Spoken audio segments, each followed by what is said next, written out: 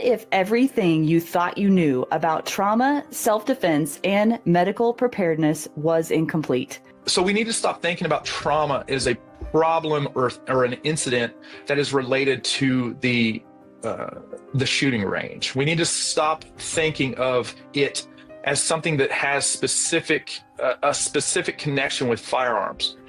It has a specific connection with walking out of your front door. Mm-hmm. It has a specific connection with driving your car or existing in the world. That's the connection that trauma has with your everyday. Jonathan Willis has spent decades in high-stakes environments, 20 years as a firefighter paramedic, a leader in tactical training, and an innovator in real-world trauma care. He's on a mission to bring life-saving skills to everyday people, shatter dangerous myths, and empower more individuals to be ready when seconds count. Prepare people for the psychology of getting over the fact that they can't hurt the person who needs CPR, understanding what death really is, and understand that the person who needs CPR has already died, and they will stay dead if they don't do anything, and they may not stay dead if they help them. So much of this could have been avoided. So many lives could have been saved with the simple things that I can cover in a one-day class. So you ask what the cost is. The cost is life. Whether it's aggressive CPR, performance shotguns, or opioid intervention, Jonathan has the hard-earned wisdom to change the way you think about safety. Stay tuned. This is a conversation you can't afford to miss. If you're new or watching this as a replay, welcome. I'm so glad that you're here. Please subscribe on YouTube, Rumble, Spotify, Apple iTunes, and anywhere else that you can see me or hear my voice. If you don't want to miss another episode of Defenders Live, you can join our free community at defenders-live.com and become a free subscriber. Lastly, if you're looking for exceptional firearms or self-defense training, go to defenders-usa.com and look at their calendar to see what training is coming to you this year. Good evening, everyone. Welcome to Defenders Live. I am your host, Lora Thorson. Jonathan Willis is a dedicated husband to his high school sweetheart, Elaine, and father to two sons, Isaac and Vance. Residing in Southwest Ohio, he served in the U.S. Navy before spending 20 years as a firefighter paramedic, primarily as a fire lieutenant in the Dayton area, where he led a firehouse with an engine, medic, and swift water rescue team. Though he has transitioned from frontline emergency response, he remains active as a paramedic and instructor and continues his work in technical rescue operations as a private sector contractor. He is the lead trauma medical and shotgun instructor with Gunset Training Group, a staff instructor at the Tactical Defense Institute, and the creator of Real World Trauma. In 2024, he co-founded the Full Spectrum Facebook group, promoting the advancement of performance shotgun training, and was among the first to earn the Apache Solutions IEP Certificate of Achievement, IEP standing for Instructor Enrichment Program. And he told me that he took that alongside Adam Winch. So I'll be interested to hear about that. Let's welcome Mr. Jonathan Willis onto the show. Hello, Jonathan. Hello, Laura. Thank you so much for your time tonight. I'm looking forward to what we will get to learn from you. I'm sure there's plenty that I don't know about trauma medical, even though I've taken some training in that. I've heard nothing but great things about you, and you were highly recommended to come on the show. So should we get started? I think that sounds great. Yeah. All right, let's start with trauma medical preparedness. I think many people still associate trauma medical response with like dramatic gunfights and combat medicine. So I'm wondering if you could break down what real world trauma actually looks like and kind of give us a little bit more details as to what you mean by that. Yeah, that's kind of the perfect way for you to ask that question. When I came up with real world trauma, I was working with local law enforcement, and in my capacity as a fire officer, I was going to a lot of classes and working in the project to integrate fire and EMS services with law enforcement in the response to the rapid mass murder problem and what a lot of people just refer to as the active shooter response program. And in the Dayton, in the Dayton area, we were working on a regional program that a lot of departments would equally participate in. And so we got into kind of a program that heavily focused on everything that was the tactical as it pertained to EMS. And then at the same time, I started seeing in like our circle of training and our delivery of training to the civilian world in the realm of trauma and medical trauma medical training, it all heavily revolved around core components of TCCC and everything related to the tactical. Mm-hmm. And although those things are great and those lessons are important, those aren't what I knew to be true of real trauma. Those aren't the things that I knew to be true of the day-to-day things that happen that affect people or injure people in a traumatic nature across the United States.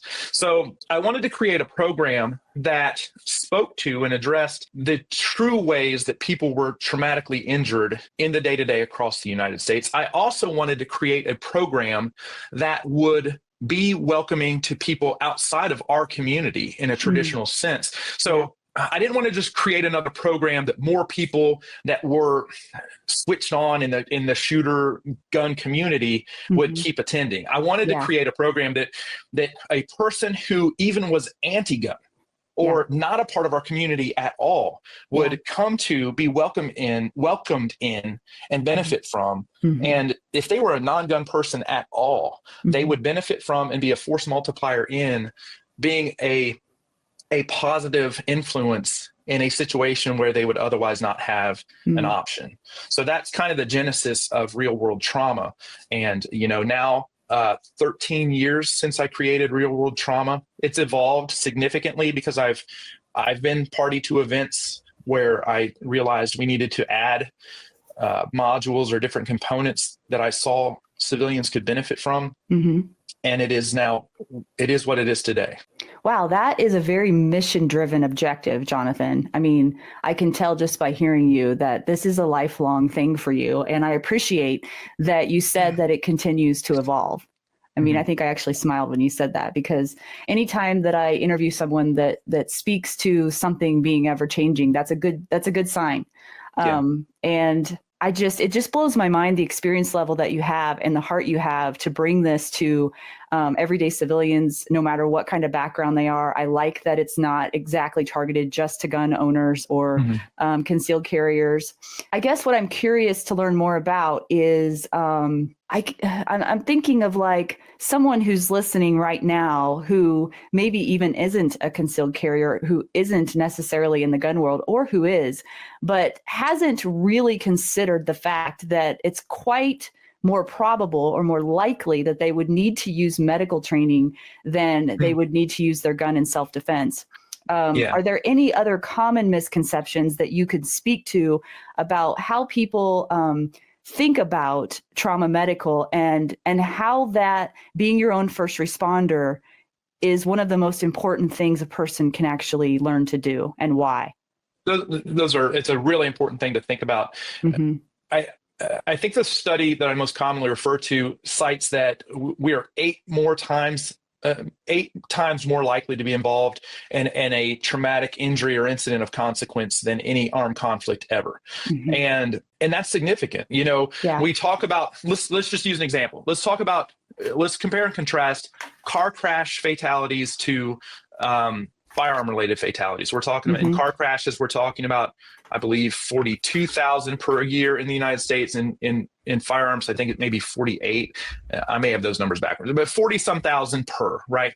When we pull out, when we recognize that only 19 or 18,000 of those firearm related fatalities are person on person and not self-inflicted and isolated, we recognize that the auto crash is exponentially a higher probability. So trauma and accidents, motor vehicle crashes, and incidental trauma is what's really going to be our priority. So we need to stop thinking about trauma as a problem or an incident that is related to the shooting range. We need to stop thinking of it as something that has a specific connection with firearms. it has a specific connection with walking out of your front door. Mm-hmm. It has a specific connection with driving your car Mm-hmm. or existing in the world. That's the connection that trauma has with your everyday. Mm-hmm. It's not connected to firearms. It's not connected specifically to a protracted gun battle. It's connected to existing in the world. And you know, a lot of our listeners, your listeners are going to be people who've chosen to take up an armed lifestyle. And that's wonderful. I am, and you are, and that's terrific.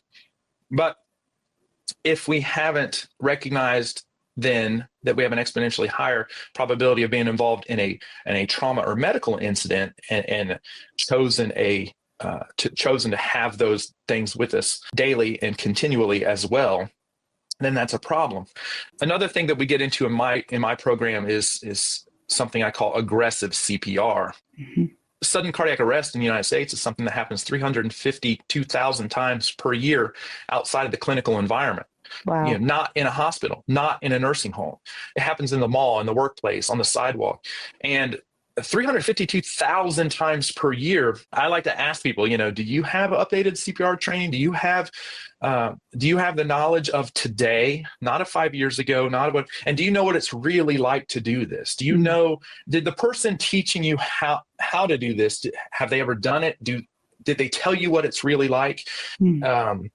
If you are so blessed to be able to maybe afford a safe full of firearms, have you ever considered, you know, owning an AED? I've written about that extensively, and I push that as a consideration in the civilian world, the private ownership of AEDs and things like that. So you bring up an important thing to me, and that is recognizing these potentials for what they truly are. Yeah. It's a vital thing. You bring up a great point.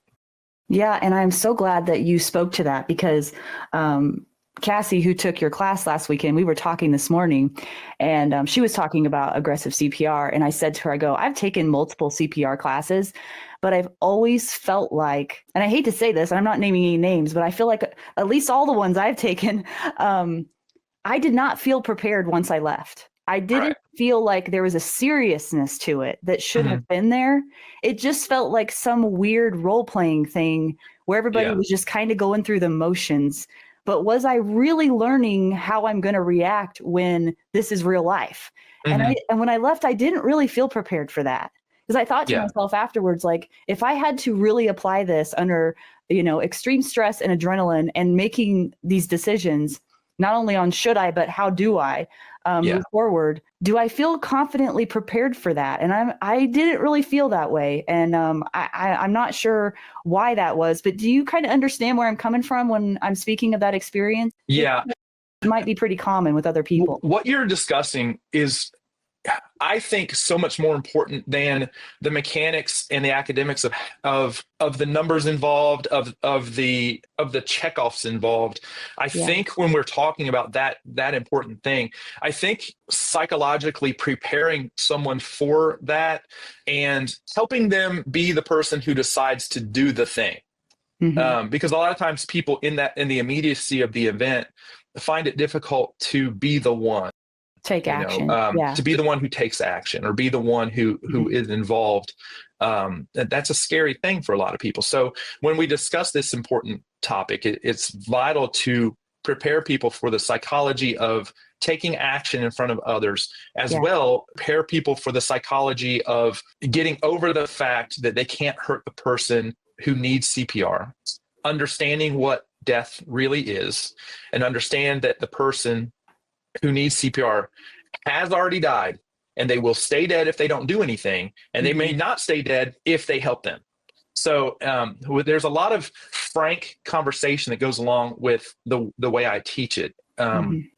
It seems aggressive sometimes the way I teach it, but it comes from the first time I ever did it, which is hundreds and hundreds of times ago, thinking the first time I did it, realizing that I'd been kind of ripped off. The first time I did it, realizing like, holy crap, this is nothing of what I was prepared for. You know, this is not like what they told you. This, you know, none of this is like what someone said. So it's like you said, it's often kind of glossed over. It's like this kind of check off thing. Oh, well, blah, blah, blah. Everything's going to be okay. And you did it and you're great. Well, maybe it's not going to be okay. And and it's certainly not great. There's a lot of things that people don't talk about that you deserve to know are going to happen, that people don't talk about. So I talk about it. So in order for people to know what the things you talk about that other people don't talk about, that they need to go to your training for that? I assume that's some of the things you don't necessarily want to share all of it here today. Well, I think there will be a lot of your listeners who've done these things, and okay, and they know. But the realities of putting hands on a lifeless form, and the things that happen, like when you do compressions to a person, the realities of not getting a person back, the realities of the psychology of doing that to a person in front of people who love someone who has died in front of them. There's a lot to it. There's a lot to it. And, I spent 20 years on the street doing this in front of people who were losing someone, and the overwhelming majority of people, aren't coming back. And that's a thing that people have to be prepared for. You're going to be absolutely perfect and do everything terrifically, and it's not going to end well. People need to know this. People need to be prepared for that. And that should not dissuade people from being aggressive and knowing that it's all worth it. It's all terrific to still give it every bit of the swiftness of action and the aggressiveness of work that it is warranted. Wow. You're opening my mind up. I love this. Something I was thinking about, I was frantically writing notes. I don't know if you caught on to that when you were talking earlier. I don't even know if I can read them now. So I wrote down a question, which is a really common question I hear in this community, because I know other people that teach medical training, and they have this problem of people just aren't interested in learning it, right? And so my question, but I also have some comments about it too. My question is, why do you think that is? Why do you think that people aren't as invested in learning trauma medical training as they are in the gun stuff? And I mean, there are some obvious reasons I think we could point out. But what I wrote down then was that it might be the same reason that people aren't interested in carrying a gun, or don't look at themselves as their own first responder, both from a defensive standpoint and or from a medical standpoint, is that they would rather outsource their violence and or outsource the medical trauma portion of it, thinking that will be good enough. I'll just call 911 or whatever. Cass and I talked about that earlier this morning too, about like time is of the essence when things are happening. If someone is laying there bleeding out and they have literally 3 months or 3 minutes left to live, and it takes 12 minutes for someone to respond to them, they're gone. It's too late. Yeah. And similarly, that can be applied to a self-defense situation. Time is of the essence. And in many circumstances, time is not available to be able to respond to the problem from someone else. Right. And so then my question became, what is the cost of not acting in that situation? What is the cost of not being prepared? And when time is of the essence, then not giving that honest consideration and just outsourcing it is that a cost you're willing to live with? I guess is the question that came to my mind. What do you think? I obviously think no. The cost is life. Right. The cost is life. And well, here's what I would put on people. For 20 years, I showed up on scenes that became the non-initiation or the termination of resuscitative efforts that would have been a transport. So in our world, the non-initiation is simply so dead that we don't bother. That's non-initiation, right? So non-initiation in a trauma sense simply means that there's been a blunt or penetrating trauma. And at this point, the point of professional arrival, there has been a blunt or penetrating trauma or significant enough trauma that they have no pulse and no respirations. In most professional pre-hospital systems, that's not consistent with life. At which point that happens and EMS arrives, that would be considered a non-initiation. Literally, no pulse, no breathing, done. It's over. So that's a non-initiation. That happened way too much. Then we would have the case where too little had been done, where we would get on scene, too little had been done, and then they they die pretty quickly after our arrival. And then it becomes they've died shortly after we get there. Even if we had a helicopter coming or whatever, the helicopter unofficial policy was we don't fly dead people, and we're not transporting dead people at this point, because once they died, they're not coming back. So much of this could have been avoided. So many lives could have been saved with the simple things that I can cover in a one-day class. So you ask what the cost is. The cost is life. That's what we're talking about. So when people are outsourcing this, people are expecting us to be there for them, and it's simply not going to happen. I tell people in my class to understand that I don't care how much you pay in taxes. I don't care how well trained, how well staffed, or how close that fire EMS agency is. They aren't faster than that arterial bleed. They aren't faster than the effects of that trauma. So you have to be empowered.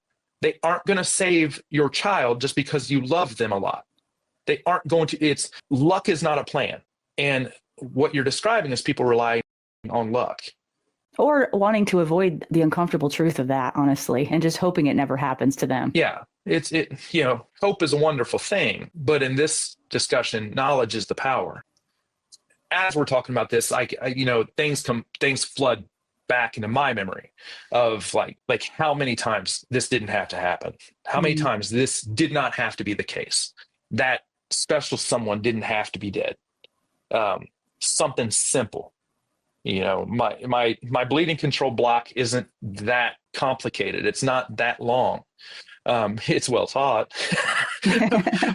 but it's not that complicated, and it's not that hard. And these tools aren't hard to come by, and these techniques aren't hard to learn. But if people just would bother, it would change a lot. Yeah, a lot of people would walk the earth today if we weren't thinking about outsourcing it.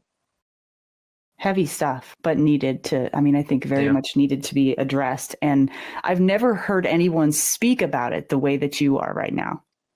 And so I just appreciate your complete candor and honesty about it, because you've lived through it. Yeah. So for so long. And so I can see this, I can see the heart behind it. I can see the mission behind it because of the hurt sort of behind seeing this happen to people. Yeah. It is a heavy thing, and it's helpful to me. It's helpful to me that I know that every day that I walk out of teaching a class, and maybe there's 8, maybe there's 10, maybe there's 15 or 20 people who don't have to suffer that. And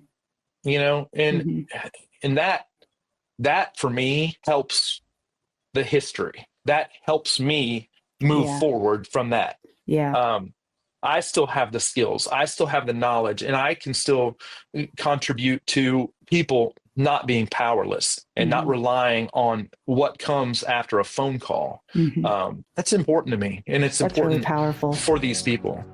What you're doing is just so important. I mean, hey guys, I want to offer you something that is a personal touch, something special that I can share with you to help you grow and develop along this journey and this path as a defender. And what I'm offering is a monthly live call that you can participate in. And we're going to be talking about the 4 areas that I believe all defenders of life should be strong in. And those are physical fitness, emotional fitness, spiritual fitness, and training. So if you're interested in learning about those things and developing yourself throughout that journey, I'm here to help you. And I want my paid subscribers to have that personal touch of getting to talk with me one-on-one in this group call and sharing with others and encouraging others along this path. So if you'd like to get in on those calls, go to defenders-live.com, become a paid subscriber. I cannot wait to see you there. And thank you so much for your support of Defenders Live. Okay, let me switch gears a little bit here. I want to talk about trauma kits. I know a lot of gun people that have adopted having trauma kits in all kinds of places. And I wonder is there anything about the gear that people are carrying that might not be the right gear or something they're missing? Or is it true that many people carry the gear but don't really know how to use the gear in real life circumstances? What's the biggest mistake that people make with trauma kits? And what should they actually have in those kits that are life-saving? So I see a couple of things. I really try to keep, I have a pretty advanced skill set, and even for myself, I try to keep it relatively basic. I try to, the March acronym is a pretty simple freaking thing, controlling massive hemorrhage, dealing with the, I teach people the most simple and basic way to manage an airway, which is positioning. I teach, the best way to understand how to deal with respirations and chest wall injuries and circulation and hypothermia. I keep it pretty basic. So I want people to understand that I would prefer them to have a mastery of a smaller amount of things and focus on, that tourniquet. Understand that galls are as important as a tourniquet, and keeping these things simple and present and immediately available on person. So I have people focus on simplicity. I have people focus on immediacy, and I have people focus on not getting out of their lane, in the sense that I want people to stay within the parameters of Good Samaritan law. That being that they are doing things that a person in a similar situation would be expected to do. I feel that I tell people all the time that, if you're able to apply a tourniquet or bandage or pack a wound, or do some of these simple techniques, you are an all-star. You are an absolute hero, and you just have these things. You're just doing so well. Then I do talk about people, you asked about other kit that I think sometimes people have an overstep. I want people to be simple and stay within their lane. I see often people get overly complicated and overly ambitious with what it is they're carrying. I see a lot of people carrying things like tension pneumothorax relief kits, which is at minimum a 14 gauge, 3 1/4 inch needle, for lack of a better description. And this is a needle that is stuck into a person's chest to relieve a tension pneumothorax. This is a device that takes training to understand. This is a trauma condition that must be very specifically recognized. There are indications and contraindications for this device's use. Then I see a lot of lay people carrying this device after like a one-day class, and I'm like, really? Maybe settle down a little bit, because I'm pretty sure. Yeah, I'm pretty sure if you this is probably not your lane, and we want to take the simplest approach. Like, maybe just focus on positioning, put the injured side down, and maybe let's not be sticking big needles in people's chests when we don't have a true clinical understanding of what we're doing. In my class, I speak in very, very deep and clear language about tension pneumothorax. The kit and everything associated with it, people understand and know what it is. But people come out of my class knowing how to address it with the simplest tools, with positioning, with chest seals and things like that. And they understand the physiology of this injury pattern. But they're heavily dissuaded from sticking giant needles into people's chest wall. So that's one of those things that you ask about what people should be carrying, what people shouldn't be carrying. Those are a couple of examples. But most importantly about should be carrying: summer, winter, don't care. You should have a kit on your person 24 hours a day. And in your car and in your house. Yep. And it should scale up. I wear a single person kit on my person every day that I leave the house. My car kit is 2 people. I have a backpack kit that's another 1 person. My family vehicle kit is another 2 people. So kits should be everywhere in common. They're vital, and they're not perishable. If you keep the appropriate kit, nothing in it is a perishable or concerning item like that. So it doesn't matter. It'll last forever. So who cares? Yeah, and it's a good investment. I know Yeah. Adam Winch put a kit together just for Defenders USA. If you guys want to see that, you can go to defenders-usa.com. It's right there on the homepage. He partnered with Mountain Man Medical. Are there any other places that you recommend for kits, or do you sell those on your website? I do. I work with both North American Rescue and TACMed Solutions. Okay. Those are the only two reputable kind of builders or creators of kit. In my eyes, those are the only two places that I get kit from. Pretty much everything that comes out will basically be sourced from one of those two items. There are outliers that create some things, but generally speaking, most of the kit that comes out is going to come from North American Rescue or TACMed Solutions. I know Adam is a huge proponent of the soft T tourniquet that comes out of TACMed Solutions. A lot of my favorite, depending on the application, I have my favorite bandages for a specific purpose. Some come from North American Rescue, some come from TACMed Solutions. So depending on what it is, the cat tourniquet comes out of North American Rescue. I generally tell people to avoid the whole Amazon bargain anything. You just don't do it. Like, why are you risking it? If you may recall, because you said you've had some trauma training background, some people in times past would talk about things like, oh, well, cat tourniquets break. If you look at the incidence of breakage, most of that was traced back to two things, and that was counterfeiting and mistakes in application and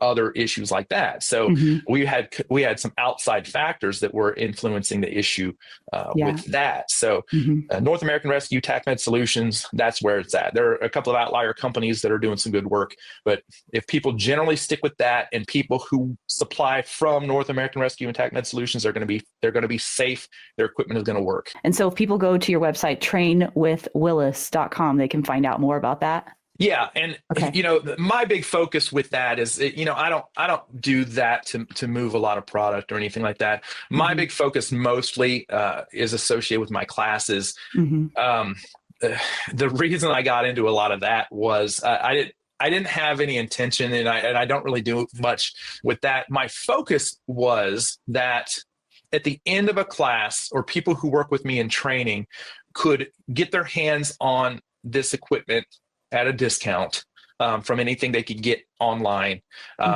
immediately after being trained. So that was my goal, was that I could get them this equipment significantly under price from what they could get online. That was the reason that I got my associations with those companies. Okay. And you talk about switching gears here again. Was there anything else that you wanted to say about that before we go to another topic? I just realized how long we've been talking. I'm like, oh, we can talk about it. I'm an open book. We're good. Okay. All right. Well, this kind of goes along with that a little bit. Before I want to get into the shotgun performance before we leave, and then I have a couple of more personal questions I want to ask you. But I want to briefly touch on the opioid crisis, which you say you worked in one of the worst hit areas. Yeah. So what's something that most people misunderstand about opioid overdoses, and why do you believe they should carry Narcan with them? Yeah, it's a really important thing. And most people where you live, maybe from your health department, and there's different programs in different states, should be aware that you can generally be supplied at least one kit, which is generally going to be 2 doses, either 4 milligrams per dose or 8 milligrams per dose of it nasally administered Narcan. This is an amazing life-saving initiative that is terrific. I got to give a thanks while we're talking about it to Greg Ellifritz, a dear friend of mine for many, many years.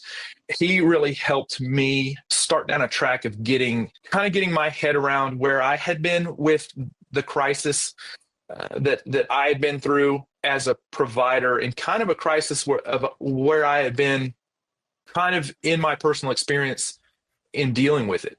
So the opioid crisis was an interesting event for me. And I want people to really think about having this. If you have an older person who may be in the early stages of dementia in their life, and they have opioid narcotics or anything like that prescribed to them, they could be in a state of confusion and accidentally overdose themselves. If you have a young person who just is in those early stages of discovering a nightlife. They could accidentally, not intentionally, they could accidentally be given something and take it, and it can happen. We had a girl local to us who was in her first semester of college, and athlete, academic, who was going into her first set of finals, and she was trying to stay up late. And one of her friends was, happened to say, hey, if you take this is going to help you stay up night studying. This is going to help you, meet your goal and study. And this girl took this, and it was fentanyl. It was laced with fentanyl. She died. And so a reason that I take this as seriously as I do, and I give Greg a huge amount of thanks for helping me to really look at how I was during the crisis. I worked in the worst place in the United States for the years. It ramped up from 2014 to 2017, and I worked in the worst county in the United States for overdoses. Wow. And it was I don't think we didn't know at the time. We just were working, and we saw more overdoses than anyone else in the United States. And we had no clue it was happening when it was happening until like documentary crews showed up and then news reports were coming out. And we didn't realize what we were involved in as it was happening in real time. And, I came up when I first started, we might've gotten an overdose every few months. And that was at the time where we were still giving Narcan intravenously, in my early days. And, it got to a point where we're doing 10, 20 overdoses a day. We're going through houses. We're going through houses. Serious? Yeah. We're going through houses filled with dead people. We're going from overdose to overdose to overdose all day and all night. And it was everything. And I was jaded. I didn't have the call it knowledge. I didn't have the empathy I was judgmental. And at the time, most of the people I was dealing with were junkies. Yeah, that's true. But I also didn't have the ability to kind of pull back and recognize the sicknesses that were going on, recognize the true destruction that was happening in our community and the destruction that was happening to our providers, the people in my company, the other firefighters I was working with, myself, the lack of empathy, the dehumanization, a house full of people would be dead and we would just be like, okay, what's for lunch? It got to that point. So for me now, I'm able to really encourage people to think about this and tell people where I was and that I was wrong. And that I want people to think about, maybe that person was an addict. Maybe they've done bad things. But if you can just squirt something up someone's nose and they're not dead, and maybe their kid doesn't watch their mom die, maybe that kid doesn't see that or have to suffer, or maybe that person changes their life, it's free and it's nuts. Easy to do. Yeah. I can't even imagine what that would be like. Yeah. And I'm just guessing, but I imagine that getting jaded or being jaded and not empathetic towards it is, I imagine, a coping, if not survival mechanism in that, period of time. But I also imagine that years later down the road, those types of things would catch up with a person. Yeah. And you know what? And I'm willing to admit, I was wrong. And I'll admit right now, call it selfish. I'll say it's selfish right now for me to be like, I'm doing this to make myself feel better. Just as much, if, I want to save lives. I want people to not feel bad. Like I feel bad about not treating other people like I should have treated them. And if it seems selfish to be like, I want to make myself feel better a little bit, then I'll admit that. I'll own that. But I don't want other people to feel bad about not helping someone, particularly when they can get a kit and it can be free. And maybe they help their own kid. Maybe they help their grandparent. Maybe I have a question then. What if you're not around that lifestyle and like you're not familiar, like I'm speaking for myself here, not particularly familiar with what the symptoms would even be if somebody's overdosing or not? Like, how would I know that Narcan's what I need to do? Yeah, the beautiful thing about Narcan that a lot of people may not know is, it's super easy I mean, the cool thing about Narcan is there's always online training for it, but if you administer it to someone who didn't need it, it's impossible to hurt someone with it. Oh. I could squirt it up my nose right now and absolutely nothing would happen, but I would have moisturized nostrils. It can't hurt anyone who didn't need it. The only thing it can do is block the narcoreceptors in the brain, the opioid receptors in the brain. It can't hurt anybody who didn't have an opioid on board. So that's an important thing. You can't mess it up. If they didn't need it, it ain't going to do anything. So you don't have to worry about misadministering it to someone. And that's a wonderful thing. Yeah, no kidding. I didn't know that. I told you I'd learn a lot during this interview. Yeah, good news. Yay. I like that news. All right. A couple more questions here before we wrap up. I know that you're really passionate about shotguns. I have to be really honest here. I'm really not. I have had some really bad experiences with shotguns. I've shot, I have some experience, in my 20s, I guess, with shotguns and it was okay, I guess, but I think maybe I just didn't have the right teacher or experience. And as many people do with like even just handguns or whatever, any other types of guns, it's hard to go back to that once you've had a negative experience. So you're talking about performance shotgun and a lot of people assume that a shotgun is just too hard for someone who's especially small to control. Is that a misconception about shotguns? And how could one like maximize their effectiveness with a shotgun? I'm curious. And thankfully, it is a misconception. And since we're going to go down the road of letting people know that it is a misconception that people of smaller stature, the example you gave, people of smaller stature can absolutely dominate and perform with a shotgun. And since given this topic of discussion, we have to give absolute credit to Rob Hott of Simtac for creating the concept of push-pull. Without this vital technique in the management of shotgun recoil, shotgun would still to this day be an exclusive tool. Because of the techniques that he developed and other instructors have been able to master and deliver, giving full credit to him. People of smaller stature, women, are now able to master this tool and be so empowered with the greatest defensive tool ever given. So, the shotgun is what's up. You're right. I just realized something. Like when I learned the push-pull method and the push-push method with a rifle because of the sling management. And yeah, that completely changed my experience of a rifle now that you bring that up. So now I'm completely comfortable with rifles for that reason. So this is similar then. Well, I might have to revisit this. You really need to. Yeah.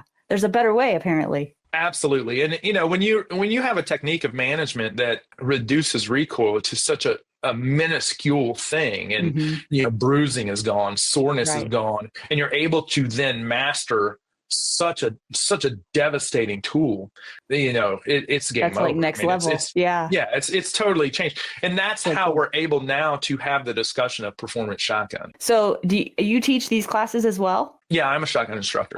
Okay, so we could go to your website for that too. I'll put that back up, trainwithwillis.com. Okay, cool. The kind of where we started really using that phrase and pushing this as a concept. This is something myself, Adam Roth of Aridus Industries, and Zach Cox of Apache Solutions. We three are best friends, and we do a lot of work together. We're teaching a class in May together called Full Spectrum Shotgun at Apache Solutions in North Carolina. We three just as best friends, we challenge each other a lot. So we talk about performance metrics in pistol craft a lot, right? We talk about metrics of performance in every other discipline, but no one was talking about performance metrics in the shotgun, right?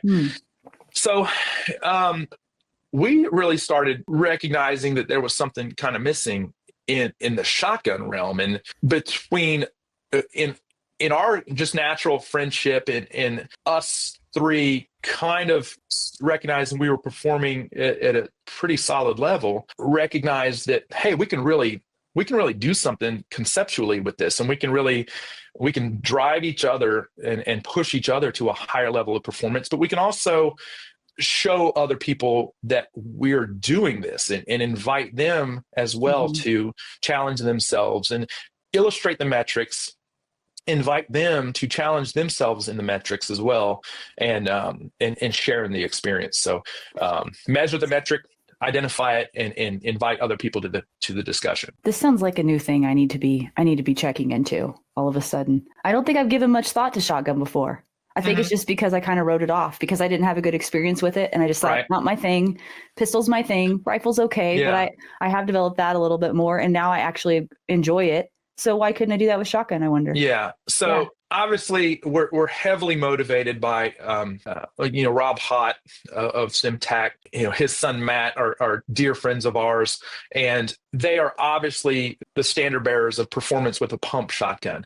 Adam Roth of Preparedness Industries is solely the reason that the Beretta 1301 is the shotgun that it is today. When you bring up defensive shotgun, the 1301 is the gun.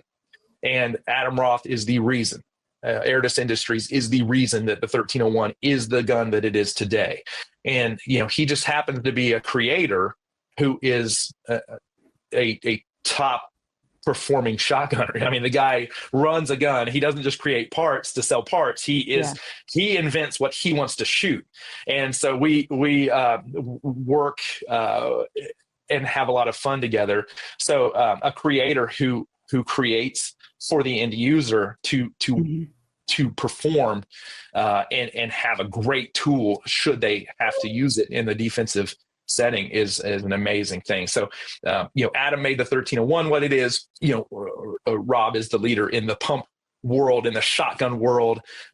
We have these great friends and these great relationships. So everyone is just cooperating, collaborating, and trying to do better and have a lot of fun doing it. So everyone's welcome. All the people that I know that are into shotguns, I think that the experience for them, from what I've noticed, is that it is an extremely social experience. Like I've noticed they all really enjoy the sport a lot. It's a great group. We had Vang Comp hosts Thunderstick Summit every year now, and that's a very special event for people who are in the defensive shotgun. This year it was in Salt Lake, so you had the great leaders of the shotgun defensive training world out there, and it was just an amazing event that Vang put on and brought in the great instructors of the shotgun world. And so this year we're heading out to Las Vegas, apparently. So we're going to have a lot of fun and get everyone together and keep pushing that shotgun performance with the Vangs and the Berettas and all the great shotguns. So the Mossbergs, all the great new Mossbergs coming out. So yeah, that's so cool. Well, let's see. Let's wrap up with one last question, I guess. It's more of a personal thing, but you told me before the interview that nothing was off limits. But nothing. I have to say, and I told you this before the show, that when I gave you some questions to ponder and write me back about, I was really blown away by the level of thoughtfulness that you gave to the questions. And, I have a canned question here that I could just ask, but what I'd rather do, if you let me, is I'd like to read your response to what you said to me about the things that were most valuable to you as far as lessons learned in your life. And if you would speak to some of that after I read this, I feel like it would be an honor to listen to some of the things that you've learned and how you've come to learn those things based on your response. So when I asked you, what are some of the most valuable lessons, like where did those lessons come from? Like what events happened in your life that allowed you to have such, how do I want to say it, impactful lessons? I was really surprised by the response, honestly, how honest that it is. And the first thing, there were three things you said that are linked to the core of your being, you said, which that by itself blew me away. The first thing you said was, I was raised rough and alone. I had nothing and no one, no stability or guidance, care or love until I met my wife, which that by itself just like really pulls on my heart. But then you went on. And number two, you said you spent 20 years watching life being taken from people, often violently and horrifically. And even while you were doing your job as perfectly as you could, you still lost them often. Whew. And then the third thing you said was that you and your wife have raised an amazing son that is developmentally disabled with autism, the real kind, you said, you put in quotes, and a type 1 diabetic. And you said, this young man has taught me the meaning of kindness, thoughtfulness, and true confidence. And then you said, these 3 experiences have hardened, softened, and given to my heart a sense of duty, loyalty, and gratitude for every day that I live, that I know I otherwise would never have had. Where's your book, Jonathan? Where's your book? Goodness, Well, I don't even know, I don't even know a question to ask. I'm just so blown away by your honesty, and what a life. Those 3 things for me are inextricably linked, and they guide every day, So, like people who know me know that enthusiasm and gratitude are like 2 of the biggest things in my life. And those things are why. When you ask that question, it's like, that's why I have to say those 3 things, because without one of the 3, none of it could exist. I couldn't think without a single one of the 3 being the way it was, nothing today would be the way that it is. Wow. I couldn't have the perspective, I couldn't have the context of appreciation or gratitude or enthusiasm that I have today. And a lot of people don't know that. You aren't asked a question like you asked very often. So when you are, you better speak the truth, because you aren't asked a thing like that very often. If given a format like this, a platform like this, to answer something as meaningful as that, it better be the totality of what makes you who you are. And those 3 things are what makes me who I am today. And I gotta say, that kind of vulnerability is not common. That level of honesty, I don't see very often. Well, I don't know about that. I don't know another way. I don't know how to be. When I think I actually told Cassie, I sent that because I'm just who I am. I just, I just do my thing, and I believe in a lot of things. I believe in I try to do what's right. I try to do good things and help people out and try to be a good dude. But you didn't have to. I mean, based on what little you told me about your beginnings, it would have been so much easier not to devote your life to service. That would have been pretty easy. Yeah, that would have been good. Or not good. That would have been easy. That would have been easy. So like, to see you where you are right now and not know you back then, when you said you had nothing and no one, that, I have this narrative that I've had to overcome in my life, is that nobody cares. Right. And you have good reason to have that same narrative based on your past experience. And I have no idea what it is, and you don't have to tell me exactly, but I'm just curious how a person can go from that kind of a lifestyle and environment to then rise through that rubble, so to speak, to devote your life to serving strangers. And then speaking of your disabled son, that not looking at it as a service to him, but actually looking at it as the opposite. That he has given you more. Yeah. And so that kind of perspective, that kind of growth isn't just something that happens accidentally. I mean, was there a moment that you made a decision that you weren't going to live that kind of life that you previously had, or am I missing something? There were a few moments for me like when I was 19, like I tried to go to college and everything like that. And I didn't really, that wasn't going to work out for me. And, I was with Elaine and she was still in high school. I was trying to go to college as a freshman and everything like that. And quickly figured out that wasn't going to be a thing. So I joined the Navy and, knew I was going to be going away. And so I had this idea in my head. And I figured out, this is the dumbest thing ever, but I kind of had this idea and I was like, man, if I take the most like terrible job in the freaking Navy, like if I take a terrible job and just like suffer, then like nothing, because I didn't have anything until Elaine and I started dating. And then things were stable. I had someone in my life who cared about me, and that was really cool. And she had a pretty stable environment, and that was really nice. She had a good family life, and everything was pretty stable for her. So I figured out when I was going in the Navy, I was like, it was even a cheesy name. I said success through sacrifice. I just decided to take a real crappy, terrible job and suffer for 4 years. And I figured if I did that, then like everything in my life would be like kind of cool afterward. Like no matter what happened, like that would be kind of neat after. So I did that for 4 years.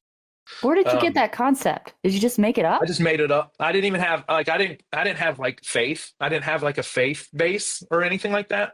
I just figured that if I suffered, that like good things would be, that not suffering would be cool, So in comparison, everything else would be better. Yeah. The next 4 years suck, and then not sucking would be nice, because you had practice suffering, so you were good at it. Yeah, so I just figured, hey, double down on it. Yeah, let's just make this thing suck real bad, and then maybe not, when I get out, then it'll be kind of cool to, because Elaine would be out of college, and then my life won't suck still, and that'd be cool. So how did that turn out? Apparently good. Apparently worked out. Like, I don't know. So I got out and then became a fireman. So, being a fireman was super cool. Figured that was great. And then at that point I'm like, holy crap, they're going to let me do this for money. And then I was like, I'm a genius or something. So I don't know. So you think this is all an accident? I don't. Yeah. The way you're talking, still, it's almost like you're like, I don't know how it happened. I just got lucky, but I don't. Well, how do you,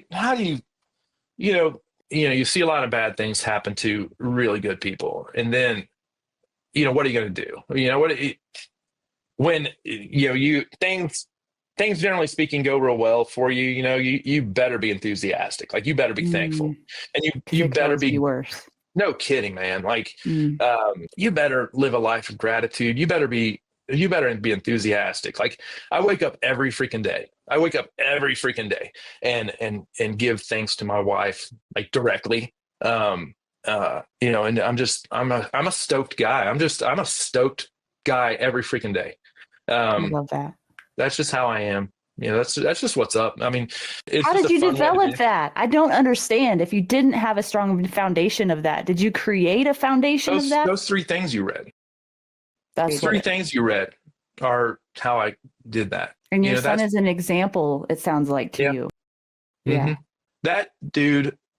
So you grow up, right? You grow up and you spend so much of your life being concerned with what other people think of you. You grow up and you have a concern about impressing others or wondering what other people think or chasing a material good or whatever, man. You do. Everyone does it to an extent until they figure out how not to, right? And that dude has never done it in his life, ever. And so as I watched him grow into himself, he was the most popular kid in his school because he never cared about like those perceptions. He never cared about being the cool guy. He just cared about people. Mm-hmm. He just cared about being nice to people and loving people. Yeah. And he didn't care about putting another human being down, like, ever. And I'm not saying I'm not going to judge somebody. I'm not saying I'm like that dude. I'm not like that dude. But, he showed me a level of confidence and a level of goodness that I've never seen before. So I'm gonna appreciate things in my life, for sure. And he showed me, he shows me every day things that I know that I damn well better be grateful for. So what an example. Yeah, well, I'm so thankful for what I've learned from him. I love, like, probably one of my favorite things as I'm hearing you speak is that I'm not hearing you necessarily hanging on to anything from the past. And instead, what I hear you saying is that because of those things, you are who you are today, and you don't wish them to not be the way that they were. In fact, you're grateful that they've all turned you into who you are now. So I think that's really admirable, because a lot of people spend a majority of their lives looking backwards, wishing things were different, and you can't change that, So that's for sure. Got to work with what you got. You sure do. Yeah, that's so cool. Yeah, what a special guy you are, Jonathan. I really appreciate your time, spending time with me, entertaining all my questions. I appreciate you. It's been a joy. I've enjoyed it a lot. Yeah.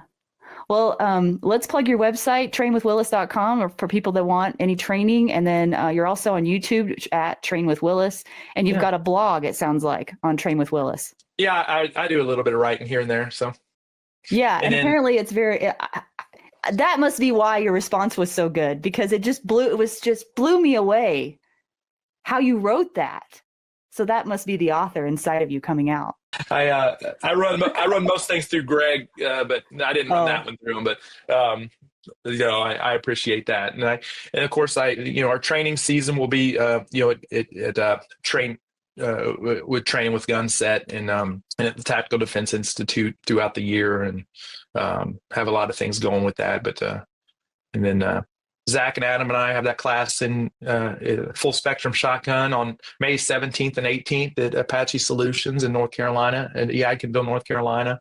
That's going to be a lot of fun. Everyone come out and have some fun with me and Zach and Adam. We'll have a good time. And we have a special thing going on between Gunset Training Group and Apache Solutions over the 4th of July weekend.